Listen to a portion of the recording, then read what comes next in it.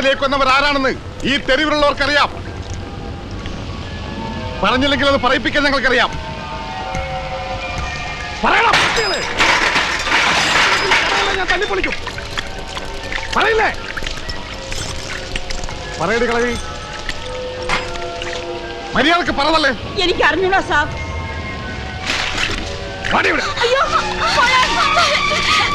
നിങ്ങൾക്കറിയാം, ഇവിടെയുള്ള എല്ലാവർക്കും അറിയാം. പറഞ്ഞില്ലെങ്കിൽ സ്വന്തം മകളെ തുണിയിലായി നാട്ടുകാർ മുഴുവൻ കാണും. സത്യമായിട്ട് ഞങ്ങൾക്കൊന്നും അറിഞ്ഞൂടാ. അയക്കണം. അയ്യോ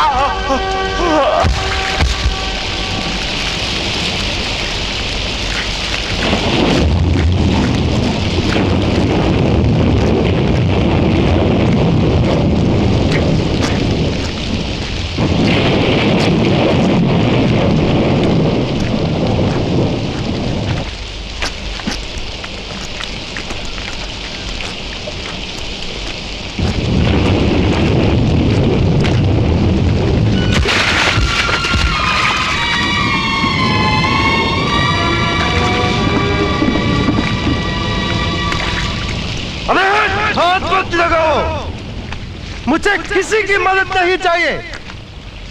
ഇവിടുത്തെ ഒരു പെണ്ണിനെ നിന്റെ എല്ലാം മുമ്പിലിട്ട് ഉടുതുണി വലിച്ചൂരിയപ്പോ സഹായിക്കാൻ ആരെയും കണ്ടില്ലല്ലോ. ഇത്ര നേരം എന്നെ ഇവിടിട്ട് പട്ടിയെ പോലെ തല്ലിയപ്പോഴും എല്ലാവരും നോക്കിയിരുന്നു.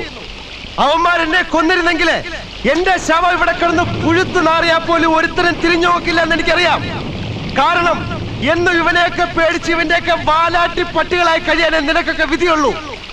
എല്ലാ പ്രതീക്ഷകളും നശിച്ച് ആകെയുള്ള സ്വന്തം ദേഹം വരെ വിറ്റ് ജീവിക്കുന്ന ഇവിടുത്തെ ദാസി പെണ്ണുങ്ങളുടെ സമ്പാദ്യം വരെ പിടിച്ചു പറിക്കുന്ന യുവന്മാർക്കെതിരെ 10 പേര് ഒരുമിച്ച് നിന്നിരുന്നെങ്കിൽ ഗുണ്ടായുസം എന്ന് പറയുന്ന ഈ തെണ്ടിത്തരം ഇവിടെ നടക്കില്ലായിരുന്നു.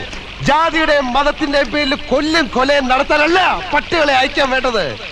രാപ്പകൽ കഷ്ടപ്പെട്ടുണ്ടാക്കുന്ന മുതൽ പിടിച്ചു പറിക്കുന്നതിന്റെയും നടു റോഡിൽ അമ്മയും പെങ്ങളെ കയറി പിടിക്കുന്നതിന്റെ കഴുത്ത് വെട്ടാനാ. शर्म नहीं आती कुत्तों को? जाओ जाकर तुम बरस सालो.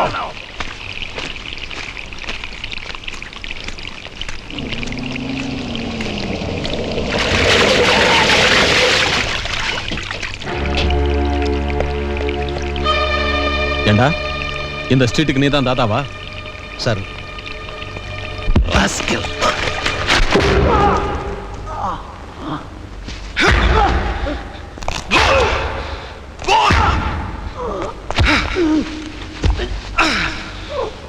बोल अब्बास अली का खून तूने क्या लिखेगा कि नहीं? बोल बोल.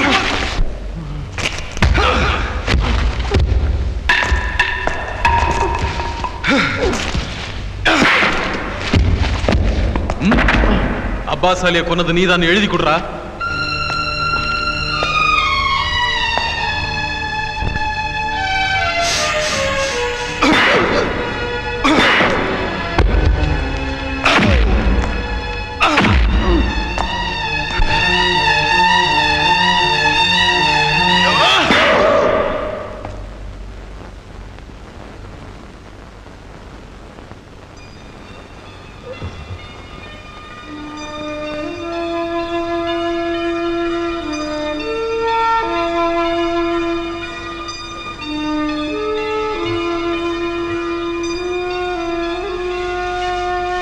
വേണ്ട, കിടന്നോളൂ.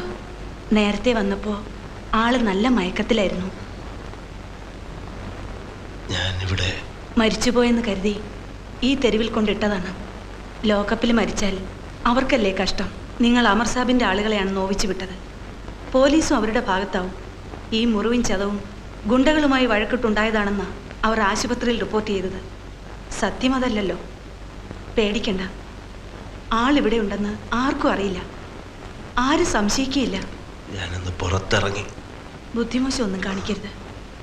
അസുഖം മാറിയാൽ ഇവിടുന്ന് പോകാം. അതുവരെ ഞാൻ അനുവദിക്കില്ല.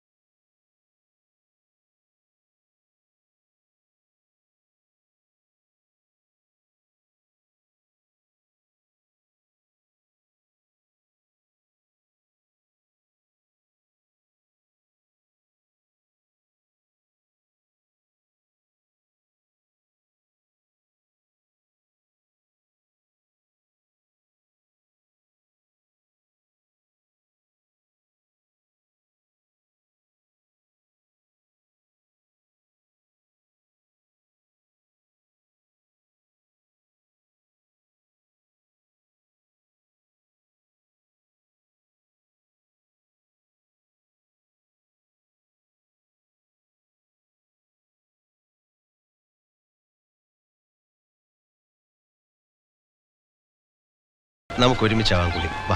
അച്ഛൻ വരുന്നുണ്ട്, കാണണ്ട, വിളിച്ചോളൂ.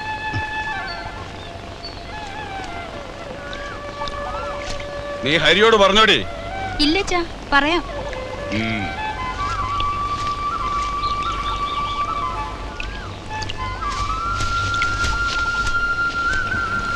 എന്താ പറയാൻ?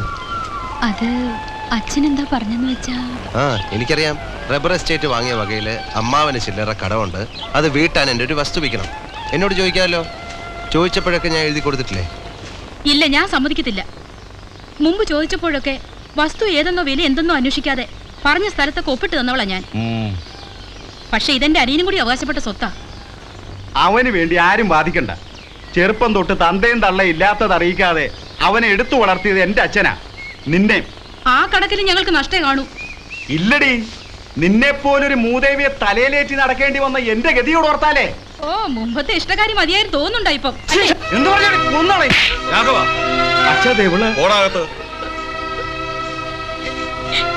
പാർവതി, നിനക്ക് ഇഷ്ടമില്ലാച്ച വേണ്ട.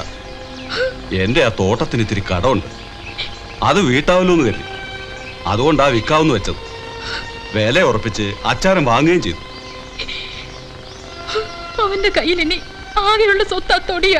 അവന്റെ കാര്യത്തിൽ ഞാൻ ചിലതൊക്കെ ആലോചിച്ച് വെച്ചിട്ടുണ്ട്. സാവത്രിക്കുള്ളത് അവനുള്ളതെന്നല്ലേ? ഹരിയേട്ടാ, ആ വസ്തുവിന്റെ കാര്യത്തിൽ അച്ഛൻ ചോദിച്ചാ എന്താ പറയണ്ടേ? നീ എന്തെങ്കിലും ചോദിച്ചാൽ ഞാൻ ഇതുവരെ വേണ്ടാന്ന് പറഞ്ഞിട്ടുണ്ടോ? ഇതും സമ്മതമാണെന്ന് പറഞ്ഞേക്ക്. അപ്പൊ തോട്ടം സാവിത്രിക്കുട്ടി വക അല്ലേ? 100 തവണ പറഞ്ഞില്ലേ? എന്താ തനിക്കിത്ര സംശയം? ദാ ഇവിടുന്ന് ഒപ്പിട്ടോളൂ ഹരി.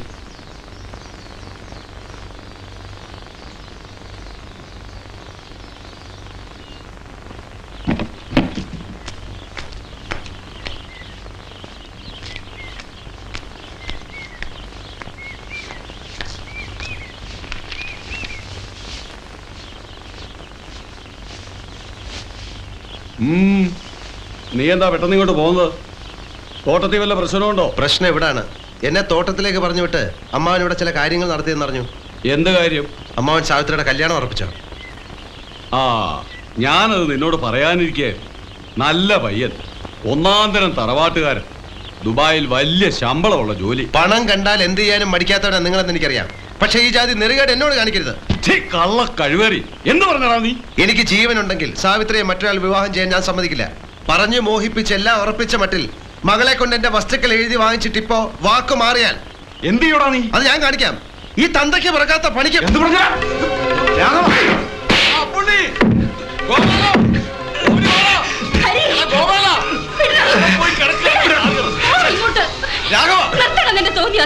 ചേച്ചി, നിനക്ക് അങ്ങനെ ആരും ഇവിടെ ഇല്ല. ഉണ്ടായിരുന്ന മുഴുവൻ നീ ആയിട്ട് അന്യാധീനപ്പെടുത്തിയില്ലേ? വീടും കുടുംബവും എല്ലാം ആ പെണ്ണ് പറയുന്നത് കേട്ട് നീ എഴുതി കൊടുത്തു. നിന്റെ എന്ന് പറയാൻ എന്തുണ്ട് സ്വന്തമായിട്ട് കയ്യില്? സ്വന്തം അനിയൻ നാട്ടിൽ തെണ്ടി നടക്കുന്നത് കാണാൻ എനിക്ക് വയ്യ. ഇനി എന്റെ സമാധാനം കൂടെ കെടുത്തരുത്. ഇറങ്ങി പോടാ വെളിയില്. പൊയ്ക്കോ എവിടെങ്കിലും.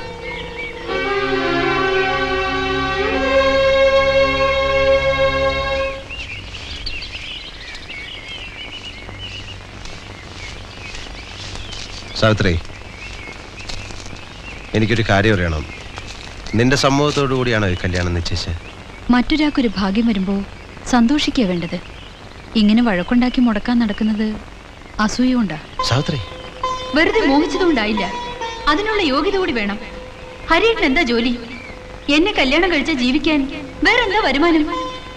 ഇതൊന്നും ഇല്ലാത്ത ഒരാളുടെ കൂടെ വീട്ടുകാരെ പിണക്കി ഇറങ്ങിത്തിരിക്കാൻ എനിക്ക് പ്രയാസമുണ്ട്. എന്നെ വിട്ടേക്കൂ.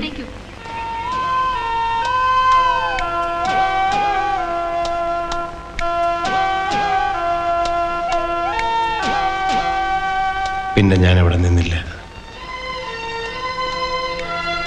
ഇവിടം വരെ വന്ന വഴികളെക്കുറിച്ച് വ്യക്തമായ ധാരണകളൊന്നുമില്ല. ഇനി മുന്നോട്ടുള്ളതിനെ കുറിച്ചും. നിന്റെ മാത്രമല്ല കുട്ടി, ഞങ്ങളുടെ എല്ലാം കഥകൾ ഇങ്ങനെ ഓരോന്നൊക്കെ തന്നെ. എന്നെക്കുറിച്ചും ചില ചിത്രങ്ങൾ മാത്രമേ എനിക്ക് ഓർമ്മയുള്ളൂ. പക്ഷേ അതൊന്നും ഓർക്കാൻ ഞാനൊട്ട് ശ്രമിക്കാറുമില്ല. അതൊക്കെ പോട്ടെ, ഇത് കഴുത്തിലണിഞ്ഞോളൂ. എന്താ? ഒരു രക്ഷയാ. നിനക്ക് വേണ്ടി ഞാൻ പൂജിച്ചു വാങ്ങിയതാ. നിനക്ക് വിശ്വാസം ഉണ്ടാവില്ലെന്ന് എനിക്കറിയാം. എനിക്ക് വേണ്ടി ഇതൊന്ന് കെട്ടുന്നതിൽ വിരോധം ഉണ്ടാവോ?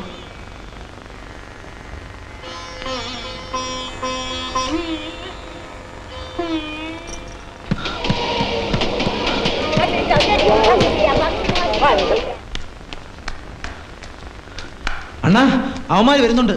ആരെ? ആ ബാക്കിയുടെ ഗുണ്ടകള്. അവന്മാർ ഒരു കൂട്ടം ആളുകളുണ്ട്, കൈ നിറയെ ആയുധങ്ങളും. അണ്ണൻ ഇവിടെ ഉണ്ടെന്ന് അവന്മാർ അറിഞ്ഞതാ തോന്നുന്നു.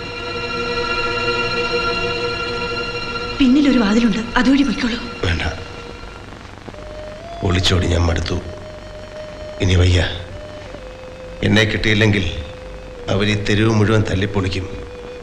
എന്നെ ഒളിപ്പിച്ചതിന് ഈ പാവം പെണ്ണുങ്ങളെ അവർ ഉപദ്രവിക്കും, ചേച്ചി ഉൾപ്പെടെ. ഹരി, ഈ നിലയിൽ ഒന്നും പറയണ്ട,